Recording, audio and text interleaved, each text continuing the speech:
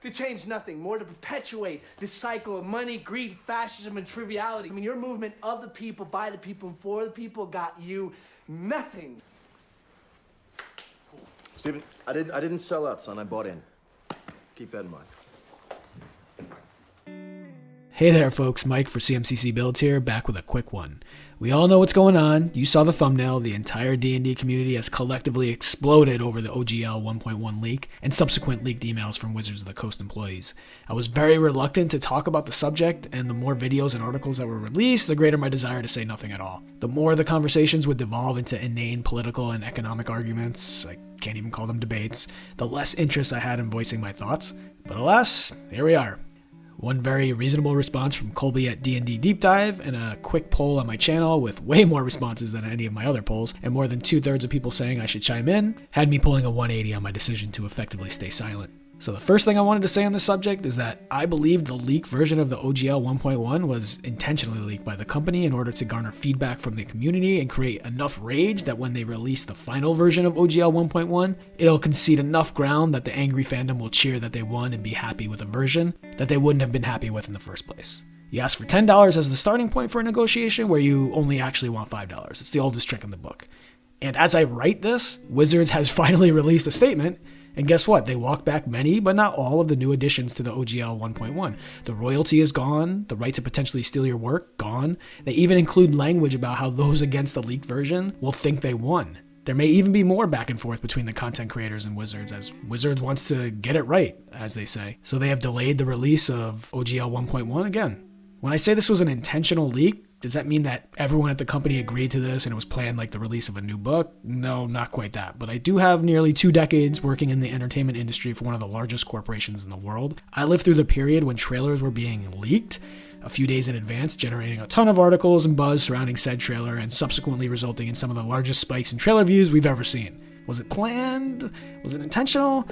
Let's just say that no one was pissed that it happened. So I don't know how or why the original OGL 1.1 was leaked, but I'm almost certain that no one at Wizards with even half a brain thought that companies and creators would just roll over and accept it as it is. I know there's a ton of other creators making videos saying that's exactly what happened. I just don't buy it. They had to know there would be pushback. I highly doubt they expected this type of pushback. I assume they were ready for some negotiation, some back and forth, but a mass exodus of high-level creators was unlikely the goal here.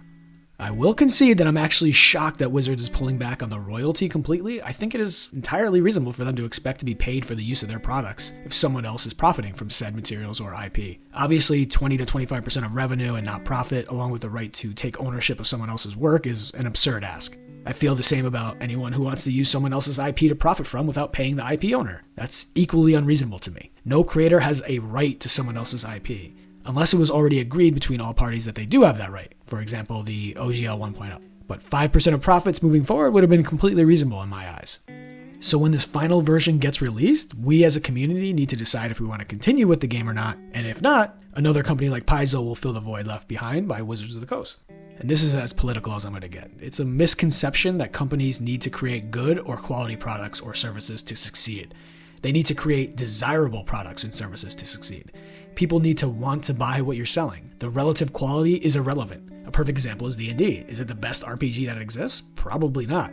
But Critical Role, Stranger Things, and others have made it the desirable RPG. People watch Critical Role and say, I want to play that game. Right now, Wizards is creating an undesirable product. One D&D might actually be amazing. I have my doubts, but it just might. We've yet to see it in its entirety. But if they continue to make it undesirable, it will fail. And finally, all of this isn't a symptom of capitalism. It's not a bug. It's a feature. Companies producing products and services that people don't want need to either learn and change or fail. Competitors that do a better job listening and learning will then succeed. That is a good thing. And we've seen it happen already in the RPG industry. Yes, change is annoying and it takes some time, although in this case it's been incredibly fast from all parties. Paizo has already whipped up the ORC, the Open RPG Creative License. Wizards is already rewriting their OGL, and customers, not consumers, and creators have made their voices heard. If Wizards doesn't give you what you want, someone else probably will, and that's a good thing. What do I know? I'm just a guy that plays a make-believe game and creates YouTube videos in my spare time. See you here next time, everyone.